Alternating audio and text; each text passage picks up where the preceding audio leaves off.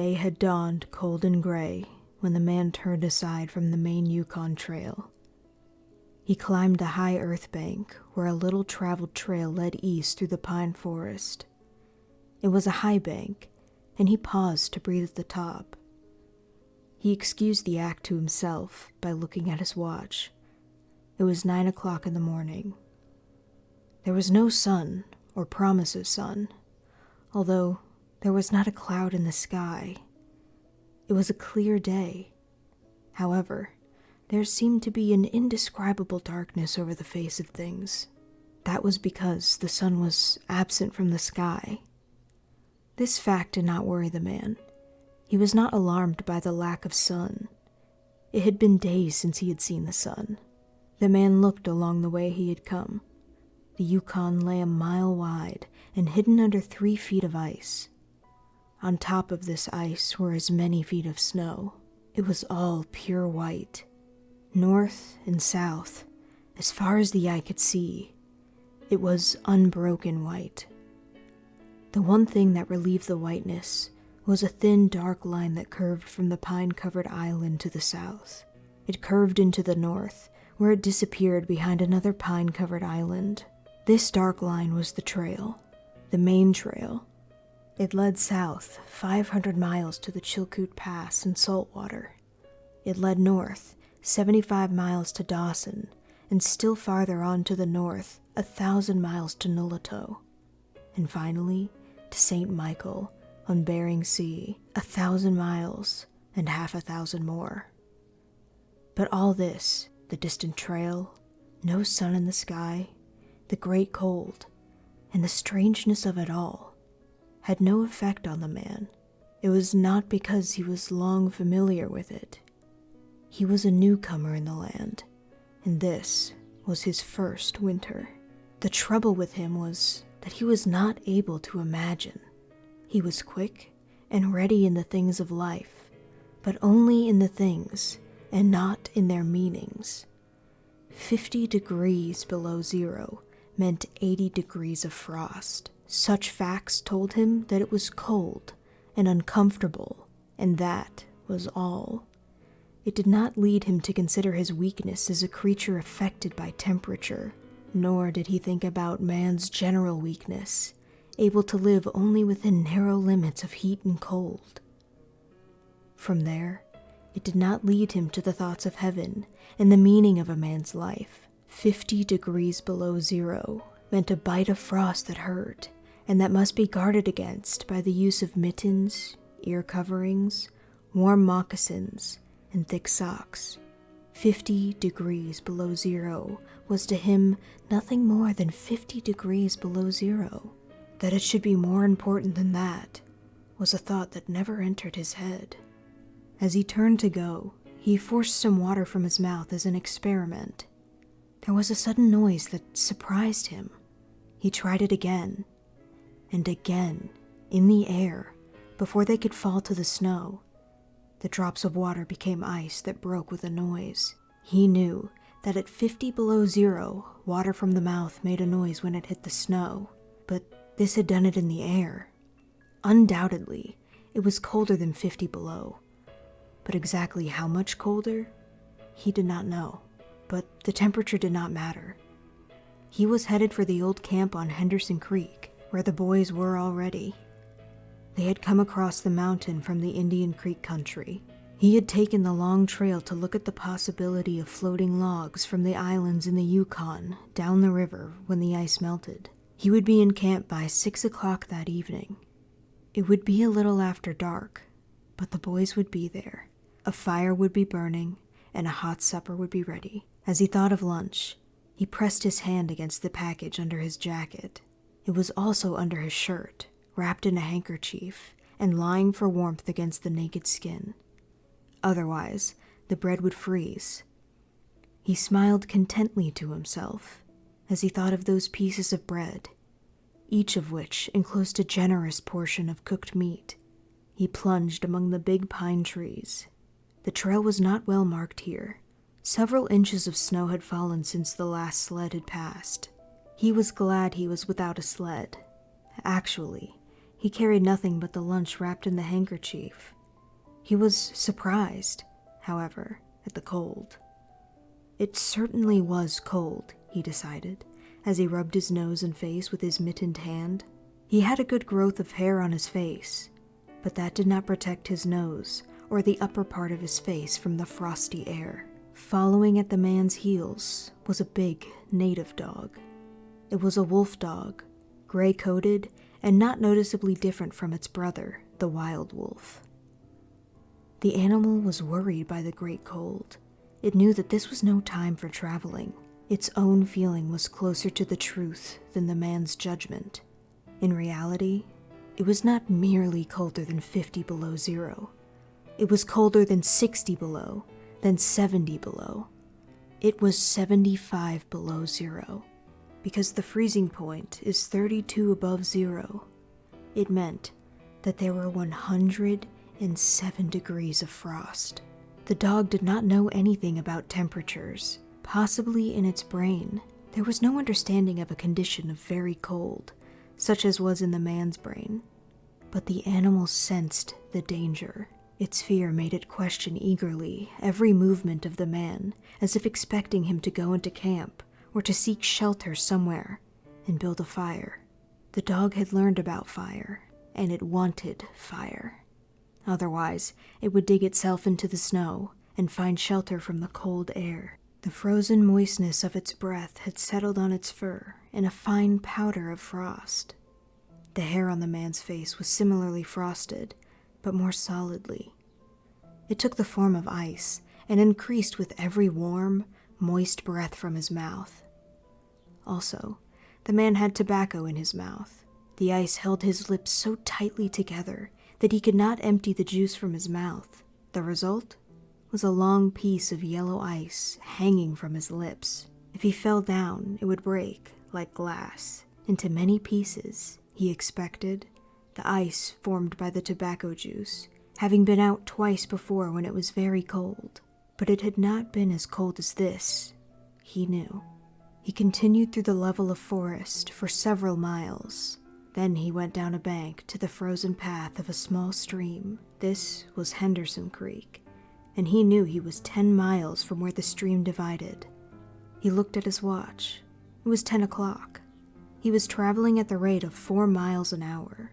Thus, he figured that he would arrive where the stream divided at 12:30.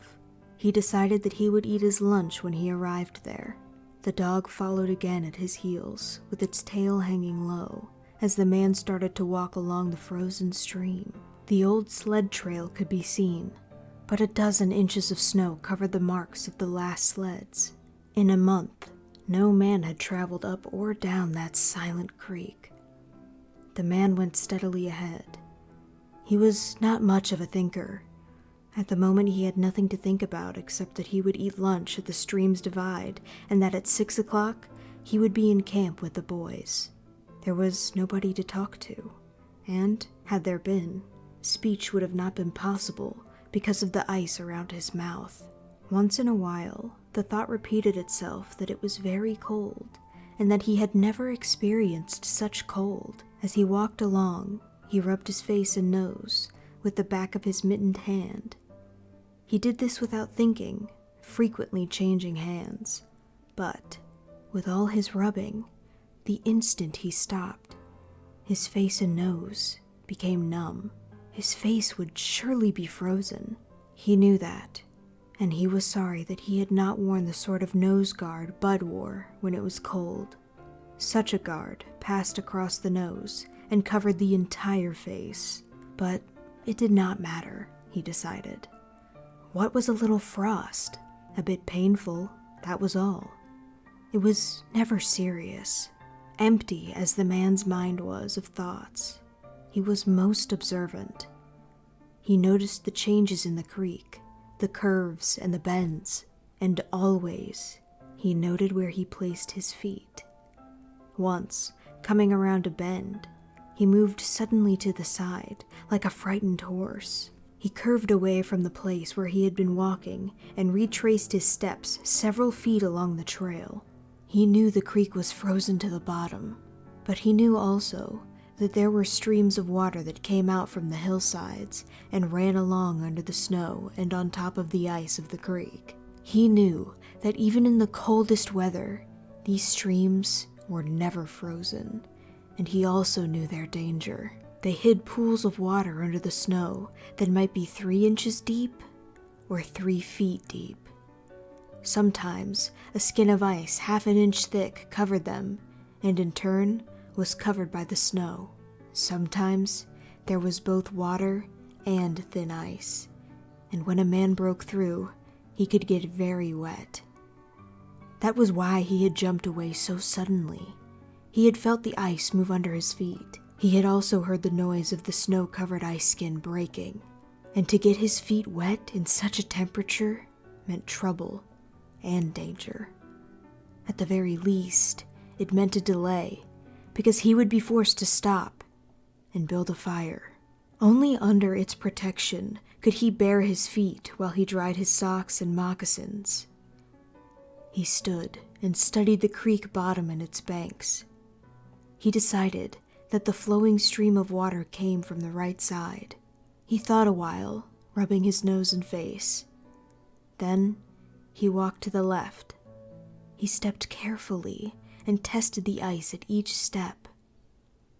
Once away from the danger, he continued at his 4-mile pace. Usually, the snow above the pools had a sunken appearance. However, once again, he came near to falling through the ice. Once sensing danger, he made the dog go ahead. The dog did not want to go. It hesitated until the man pushed it forward. Then, it went quickly across the white, unbroken surface. Suddenly, it fell through the ice, but climbed out on the other side, which was firm. It had wet its feet and legs. Almost immediately, the water on them turned to ice. The dog made quick efforts to get the ice off its legs. Then it lay down in the snow and began to bite out the ice that had formed between the toes. The animal knew enough to do this. To permit the ice to remain would mean sore feet. It did not know this. It merely obeyed the commands that arose from the deepest parts of its being. But the man knew these things, having learned them from experience. He removed the mitten from his right hand and helped the dog tear out the pieces of ice. He did not bare his fingers for more than a minute, and he was surprised to find that they were numb. It certainly was cold. He pulled on the mitten quickly and beat the hand across his breast. At 12 o'clock the day was at its brightest, yet the sun did not appear in the sky. At 12:30, on the minute, he arrived at the divide of the creek. He was pleased at his rate of speed. If he continued, he would certainly be with the boys by 6 o'clock that evening. He unbuttoned his jacket and shirt and pulled forth his lunch. The action took no more than a quarter of a minute. Yet, in that brief moment, the numbness touched his bare fingers. He did not put the mitten on, but instead struck the fingers against his leg. Then he sat down on a snow-covered log to eat. The pain that followed the striking of his fingers against his legs ceased so quickly that he was frightened. He had not had time to take a bite of his lunch. He struck the fingers repeatedly and returned them to the mitten. He then bared the other hand for the purpose of eating. He tried to take a mouthful, but the ice around his mouth prevented him. Then he knew what was wrong. He had forgotten to build a fire and warm himself. He laughed at his own foolishness. As he laughed, he noted the numbness in his bare fingers. Also, he noted that the feeling which had come to his toes when he had sat down was already passing away. He wondered whether the toes were warm or whether they were numb. He moved them inside the moccasins and decided that they were numb. He pulled the mitten on and hurriedly stood up. He was somewhat frightened. He stamped forcefully until the feeling returned to his feet. It certainly was cold, was his thought. That man from Sulphur Creek had spoken the truth when telling how cold it sometimes got in this country, and he had laughed at him at the time. That showed one must not be too sure of things. There was no mistake about it. It was cold. He walked a few steps, stamping his feet and waving his arms, until reassured by the returning warmth. Then he took some matches and proceeded to make a fire. In the bushes, the high water had left a supply of sticks. From here, he got wood for his fire. Working carefully from a small beginning, he soon had a roaring fire. Bending over the fire, he first melted the ice from his face. With the protection of the fire's warmth, he ate his lunch. For the moment, the cold had been forced away. The dog took comfort in the fire, lying at full length close enough for warmth and far enough away to escape being burned. When the man had finished eating, he filled his pipe with tobacco and had a comfortable time with the smoke. Then he pulled on his mittens, settled his cap firmly about his ears, and started along the creek trail toward the left. The dog was sorry to leave and looked toward the fire. This man did not know cold. Possibly none of his ancestors had known cold. Real cold. But the dog knew, and all of its family knew. And it knew that it was not good to walk outside in such fearful cold. It was the time to lie in a hole in the snow and wait for this awful cold to stop. There was no real bond between the dog and the man. The one was the slave of the other. The dog made no effort to indicate its fear to the man. It was not concerned with the well-being of the man. It was for its own sake that it looked toward the fire. But the man whistled and spoke to it with the sound of the whip in his voice. So the dog started walking close to the man's heels and followed him along the trail. The man put more tobacco in his mouth and started a new growth of yellow ice on his face. Again, his moist breath quickly powdered the hair on his face with white. He looked around him. There did not seem to be so many pools of water under the snow on the left side of the Henderson Creek, and for half an hour, the man saw no signs of any. And then, it happened. At a place where there were no signs, the man broke through. It was not deep. He was wet to the knees before he got out of the water to the firm snow. He was angry and cursed his luck aloud. He had hoped to get into camp with the boys at 6 o'clock, and this would delay him an hour. Now he would have to build a fire and dry his moccasins and socks. This was most important at that low temperature. He knew that much, so he turned aside to the bank, which he climbed. On top, under several small pine trees, he found some firewood, which had been carried there by the high water of last year. There were some sticks, but also larger branches and some dry grasses. He threw several large branches on top of the snow. This served for a foundation and prevented the young flame from dying into the wet snow. He made a flame by touching a match to a small piece of tree bark that he took from his pocket. This burned even better than paper. Placing it on the foundation, he fed the young flame with pieces of dry grass and with the smallest dry sticks. He worked slowly and carefully, realizing his danger. Gradually, as the flame grew stronger, he increased the size of the sticks with which he had fed it. He sat in the snow, pulling the sticks from the bushes under the tree and feeding them directly to the flame. He knew he must not fail. When it is 75 below zero, a man must not fail in his first attempt to build a fire. This is especially true if his feet are wet. If his feet are dry and he fails, he can run along the trail for half a mile to keep his blood moving. But the blood in wet and freezing feet cannot be kept moving by running when it is 75 degrees below. No matter how fast he runs, the wet feet will freeze even harder. All this the man knew. The old man on Sulphur Creek had told him about it, and now he was grateful for the advice. Already, all the feeling had gone from his feet. To build the fire, he had been forced to remove his mittens, and the fingers had quickly become numb. His pace of 4 miles an hour had kept his heart pushing the blood to all parts of his body. But the instant he stopped, the action of the heart slowed down. He now received the full force of the cold. The blood of his body drew back from it. The blood was alive, like the dog. Like the dog, it wanted to hide and seek cover away from the fearful cold. As long as he walks 4 miles an hour, the blood rose to the surface. But now, it sank down into the depths of his body. His feet and hands were the first to feel its absence. His wet feet froze first. His bare fingers were numb, although they had not yet begun to freeze. Nose and face were already freezing, while the skin of all his body became cold as it lost its blood. But he was safe. Toes and nose and face would only be touched by the frost, because the fire was beginning to burn with strength. He was feeding it with sticks the size of his finger. In another minute, he would be able to feed it with larger branches. Then he could remove his wet moccasins and socks.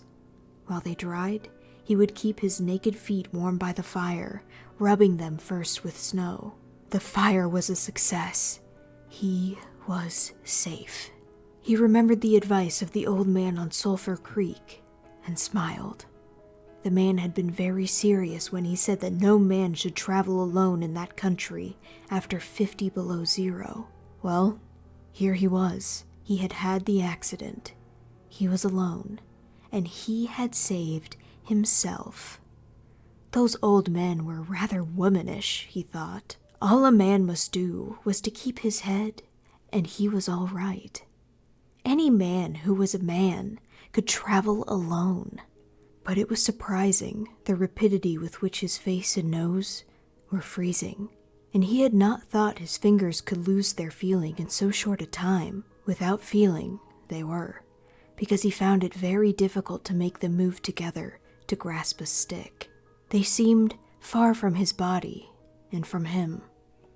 When he touched a stick, he had to look to see whether or not he was holding it. All of which mattered little. There was the fire, promising life with every dancing flame. He started to untie his moccasins. They were coated with ice. The thick socks were like iron, almost to the knees.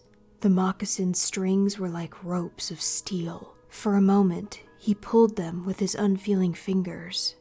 Then, realizing the foolishness of it, he grasped his knife. But before he could cut the strings, it happened. It was his own fault, or instead, his mistake.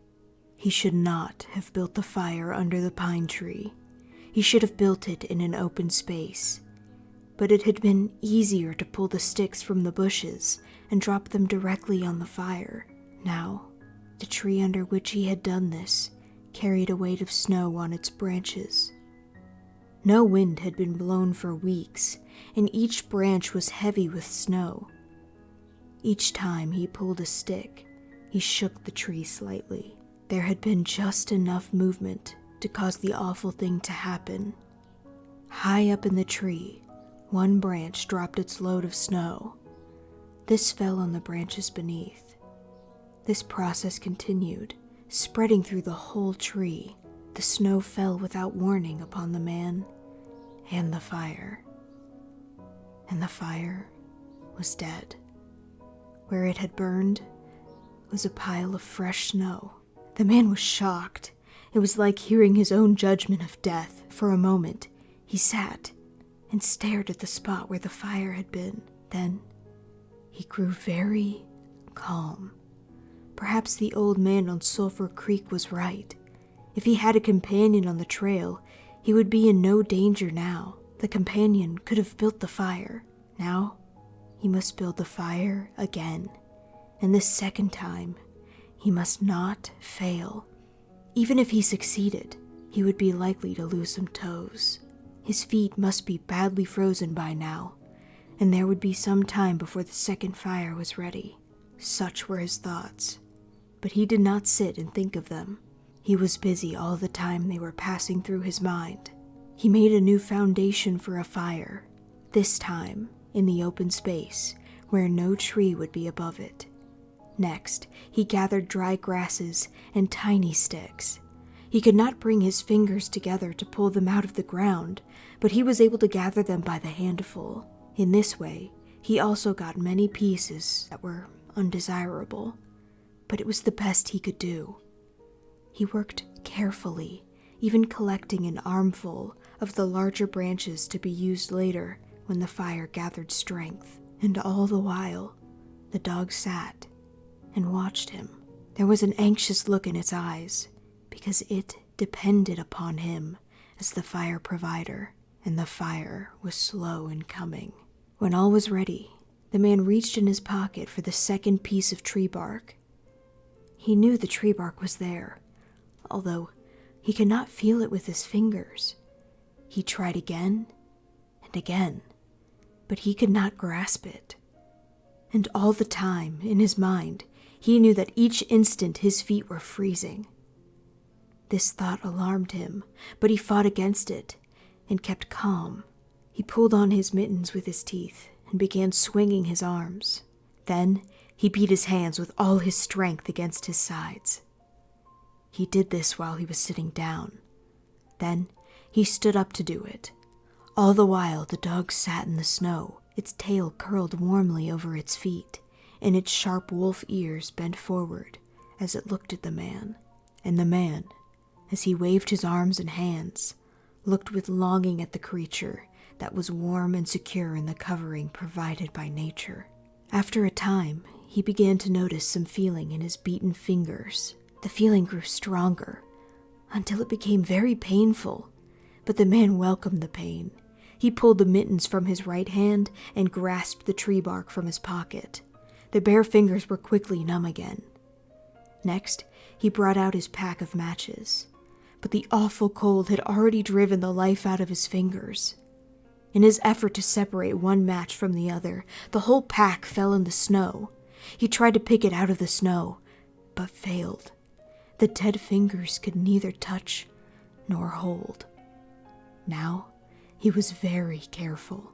He drove the thought of his freezing feet and nose and face from his mind. He devoted his whole soul to picking up the matches. He followed the movement of his fingers with his eyes, using his sense of sight instead of that of touch. When he saw his fingers on each side of the pack, he closed them. That is, he willed to close them, because the fingers did not obey. He put the mitten on the right hand again and beat it fiercely against his knee. Then, with both mittened hands, he lifted up the pack of matches, along with much snow, to the front of his jacket. But he gained nothing. After some struggling, he managed to get the pack between his mittened hands. In this manner, he carried it to his mouth. The ice broke as he opened his mouth with a fierce effort. He used his upper teeth to rub across the pack in order to separate a single match. He succeeded in getting one, which he dropped on his jacket. His condition was no better. He could not pick up the match. Then he thought how he might do it. He picked up the match in his teeth and drew it across his leg. 20 times he did this before he succeeded in lighting it. As it flamed, he held it with his teeth to the tree bark. But the burning smell went up his nose, causing him to cough. The match fell into the snow, and the flame died. The old man on Sulphur Creek was right, he thought in the moment of controlled despair that followed. After 50 below zero, a man should travel with a companion. He beat his hands, but failed to produce any feeling in them. Suddenly, he bared both hands, removing the mittens with his teeth. He caught the whole pack of matches between his hands. His arm muscles were not frozen, and he was able to press the hands tightly against the matches. Then, he drew the whole pack along his legs. It burst into flame, 70 matches at once. There was no wind to blow them out. He kept his head to one side to escape the burning smell and held the flaming pack to the tree bark. As he so held it, he noticed some feeling in his hand. His flesh was burning. He could smell it. The feeling developed into pain. He continued to endure it. He held the flame of the matches to the bark that would not light readily because his own burning hands were taking most of the flame. Finally, when he could endure no more, he pulled his hands apart. The flaming matches fell into the snow, but the tree bark was burning. He began laying dry grass and the tiniest sticks on the flame. He could not choose carefully because they must be pieces that could be lifted between his hands. Small pieces of green grass stayed on the sticks, and he bit them off as well as he could with his teeth. He treated the flame carefully. It meant life, and it must not cease. The blood had left the surface of his body, and he now began to shake from the cold.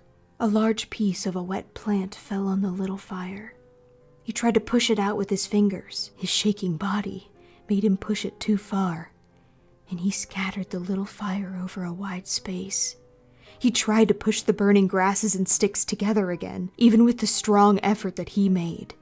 His trembling fingers would not obey, and the sticks were hopelessly scattered.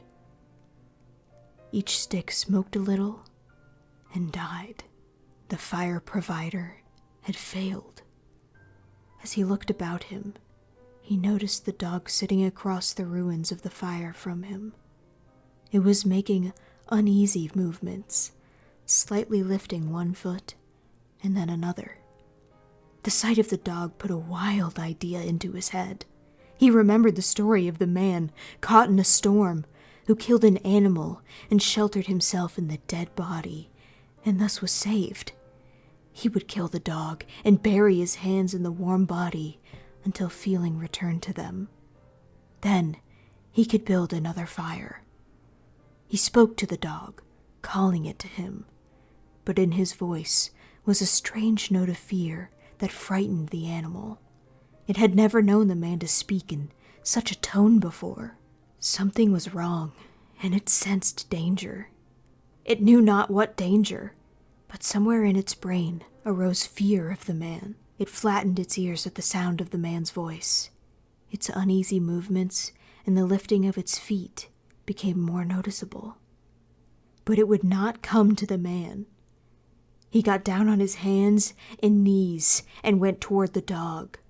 But this unusual position again excited fear, and the animal moved away. The man sat in the snow for a moment and struggled for calmness. Then he pulled on his mittens using his teeth and then stood on his feet. He glanced down to assure himself that he was really standing, because the lack of feeling in his feet gave him no relation to the earth. His position, however, removed the fear from the dog's mind.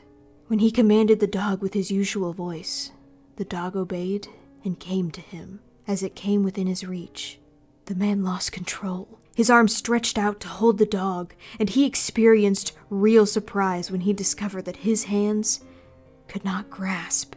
There was neither bend nor feeling in the fingers. He had forgotten for the moment that they were frozen and that they were freezing more and more.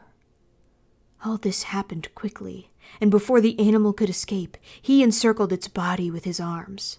He sat down in the snow, and in this fashion held the dog while it barked and struggled. But it was all he could do, hold its body encircled in his arms and sit there. He realized that he could not kill the dog. There was no way to do it. With his frozen hands, he could neither draw nor hold his knife, nor could he grasp the dog around the throat. He freed it, and it dashed wildly away, still barking. It stopped 40 feet away and observed him curiously, with ears sharply bent forward. The man looked down at his hands to locate them and found them hanging on the ends of his arms. He thought it was curious that it was necessary to use his eyes to discover where his hands were. He began waving his arms, beating the mittened hands against his sides. He did this for 5 minutes. His heart produced enough blood to stop his shaking, but no feeling was created in his hands. A certain fear of death came upon him.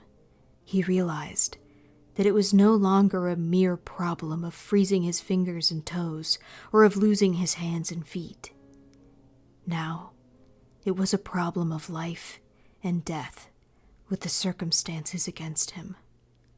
The fear made him lose control of himself, and he turned and ran along the creek bed on the old trail.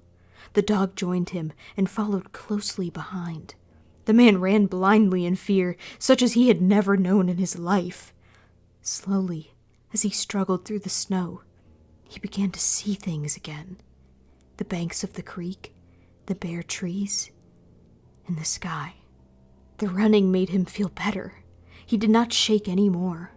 Maybe if he continued to run, his feet would stop freezing. Maybe if he ran far enough, he would find the camp and the boys. Without doubt, he would lose some fingers and toes and some of his face. But the boys would take care of him and save the rest of him when he got there. And at the same time, there was another thought in his mind that said he would never get to the camp and the boys. It told him that it was too many miles away, that the freezing had too great a start, and that he would soon be dead. He pushed this thought to the back of his mind and refused to consider it. Sometimes it came forward and demanded to be heard, but he pushed it away and tried to think of other things. It seemed strange to him that he could run on feet so frozen that he could not feel them when they struck the earth and took the weight of his body. He seemed to be flying along above the surface and to have no connection with the earth. His idea of running until he arrived at the camp and the boys presented one problem. He lacked the endurance. Several times he caught himself as he was falling. Finally, he dropped to the ground, unable to stop his fall. When he tried to rise, he failed. He must sit and rest, he decided. Next time, he would merely walk and keep going. As he sat and regained his breath, he noted that he was feeling warm and comfortable. He was not shaking, and it even seemed that a warm glow had come to his body.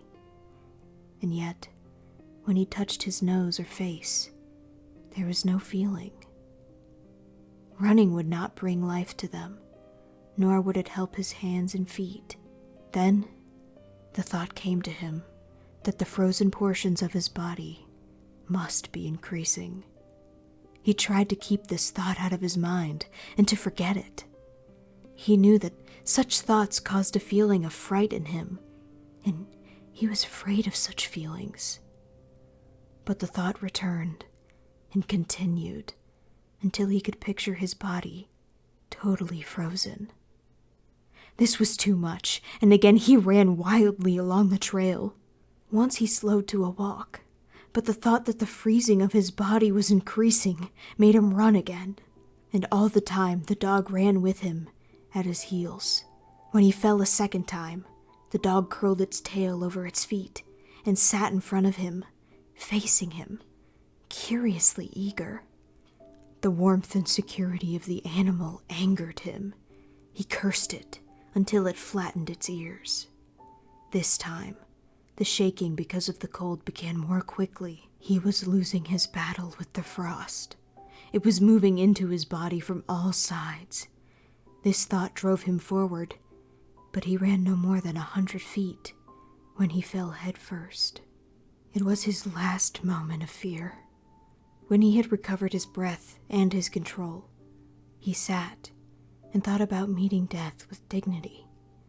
However, the idea did not come to him in exactly this manner.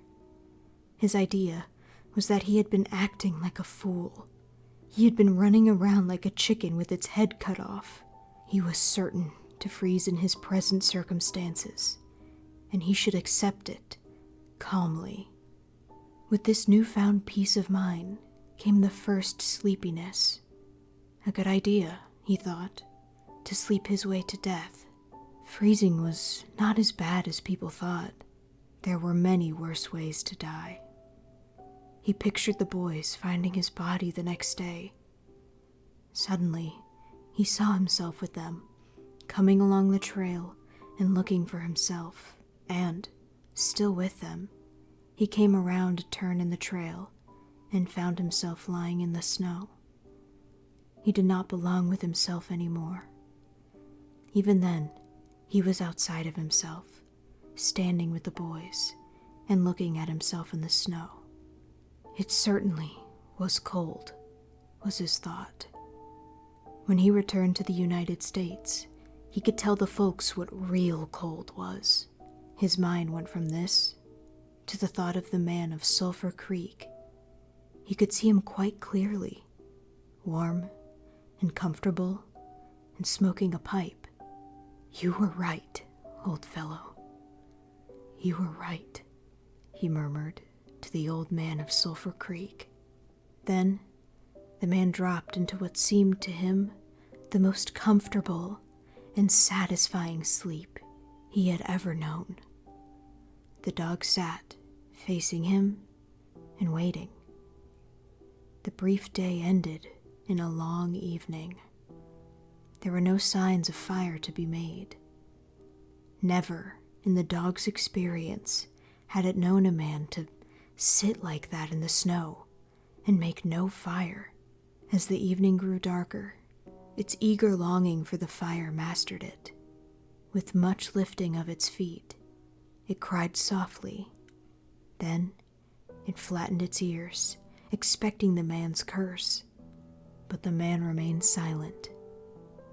Later, the dog howled loudly, and still later, it moved closer to the man and caught the smell of death. This made the animal back away.